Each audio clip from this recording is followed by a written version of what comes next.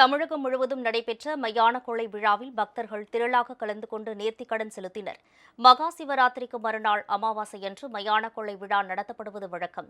அந்த வகையில் தமிழகம் முழுவதும் உள்ள அம்மன் கோவில்களில் சார்பில் மயானத்தில் சூறைவிடும் நிகழ்ச்சி நடைபெற்றது. திருவள்ளூர் மாவட்டம் பட்டறை பெருமுதூர் கிராமத்தில் உள்ள அங்காள பரமேஸ்வரி அம்மன் கோவில் மயான கொள்ளை நிகழ்வில் அலகு குத்திய பக்தர்கள் பளுதூக்கும் எந்திரத்தில் தொங்கியவாறு பறவை காவடி எடுத்தனர். இதையடுத்து கொசஸ்தலை ஆற்றங்கரையோரம் அம்மனுக்கு 50 அடி நீளத்தில் மண் பொம்மை செய்து மயான கொள்ளை விடும் நிகழ்ச்சி நடைபெற்றது.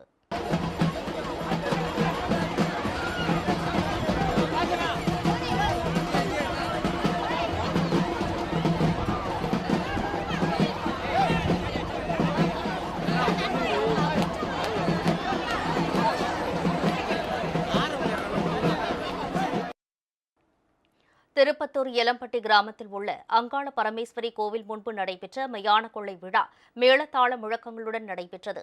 சக்தி கரகம் எடுத்தும் அக்னி சட்டி ஏந்தியும் பக்தர்கள் மயானத்துக்கு சென்றனர். அங்கு காளி வேடம் அணிந்தவர் நவதானியங்கள் மற்றும் கொழுக்கட்டையை பக்தர்களுக்கு சூறைவிடும் நிகழ்ச்சி நடைபெற்றது.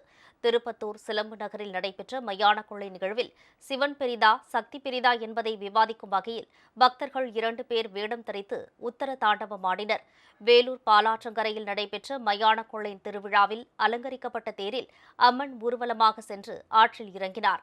முன்னதாக சிவன், பார்வதி, காளி உள்ளிட்ட பல்வேறு வேடங்களில் தோன்றி பக்தர்கள் வியக்க வைத்தனர்.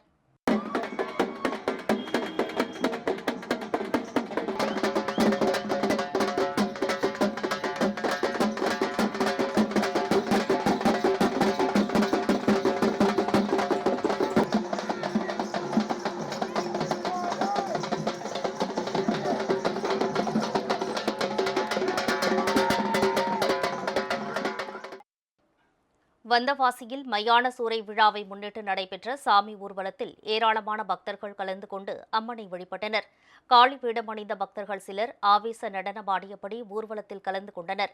கரூர் மாவட்டம் உரத்தை கிராமத்தில் அன்னமார் பவளியம்மன் கோவில் விழா வான வேடிக்கை அதிர்வேட்டுகள் முழங்க கோலாகலமாக நடைபெற்றது.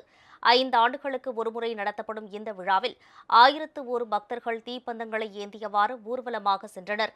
அவர்களைத் தொடர்ந்து பச்சை மாவிளக்கு பானைகளை பெண்கள் சுமந்து சென்றனர்.